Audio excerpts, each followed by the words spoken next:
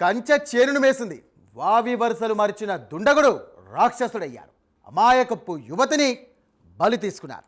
యువతి ఆత్మహత్య చేసుకుంది. ఇంతకీ దుండగుడు ఏం చేశాడు?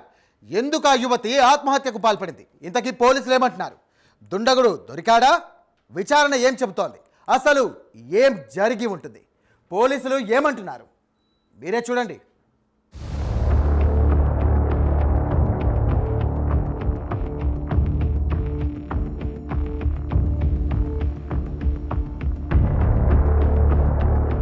జగిత్యాల జిల్లా కేంద్రంలో దారుణ ఘటన వెలుగు చూసింది. వరుసకు అన్న అయిన వ్యక్తే వేధింపులకు పాల్పడ్డాడు. దుండగుణ్ణి వేధింపులు తాళలేక యువతి ఆత్మహత్య చేసుకుంది. ఈ ఘటన స్థానికంగా తీవ్ర కలకలం రేపింది. వరుసకు చెల్లె అయిన యువతిపై మనోజ్ కుమార్ అనే యువకుడు లైంగికంగా వేధించినట్టు తెలుస్తోంది. ప్రేమిస్తున్నానని చెప్పి లైంగికంగా వాడుకున్నట్లు సూసైడ్ నోట్లో ఉంది. ఈ విషయాన్ని మరెవరికైనా చెబితే కుటుంబం మొత్తాన్ని చంపేస్తానని యువతిని మనోజ్ బెదిరించాడని తెలుస్తోంది. వేధింపులను భరించి చివరికి ఆత్మహత్య చేసుకుంది ఆ యువతి. చివరి దశలో సూసైడ్ లెటర్ రాసి మరీ ఆత్మహత్య చేసుకుంది.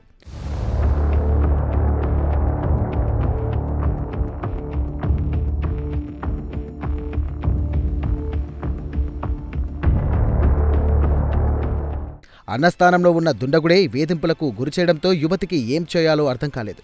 చివరకు సూసైడ్ నోటు రాసి పురుగుల మందు తాగి ఆత్మహత్యకు పాల్పడింది. కుటుంబ సభ్యులు గమనించి వెంటనే ఆమెను ఆసుపత్రికి తరలించారు. వైద్యులు ఎంత ప్రయత్నించినా ఆమెను కాపాడలేకపోయారు. చికిత్స పొందుతూ అక్షయ చివరికి మృతి చెందింది. ఈ ఘటనతో కుటుంబ సభ్యులు, బంధువులు తీవ్ర విషాదంలో మునిగిపోయారు.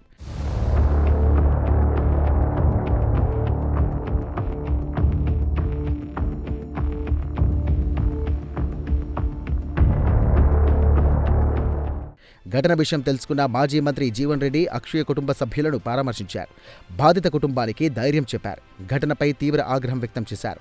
యువతిని వేధింపులకు గురిచేసిన వ్యక్తిపై పోలీసులు కఠిన చర్యలు తీసుకోవాలని ఆయన డిమాండ్ చేశారు. ఇలాంటి ఘటనలు పునరావృతం కాకుండా చట్టపరంగా కఠినంగా వ్యవహరించాలని సూచించారు.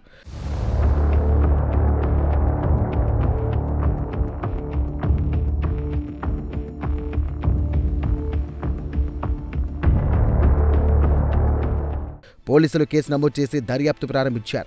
మనోజ్ కుమార్పై చట్టపరమైన చర్యలు తీసుకునే దిశగా పోలీసులు చర్యలు చేపట్టారు. ఈ ఘటన జిల్లా వ్యాప్తంగా షాక్కు గురిచేసింది.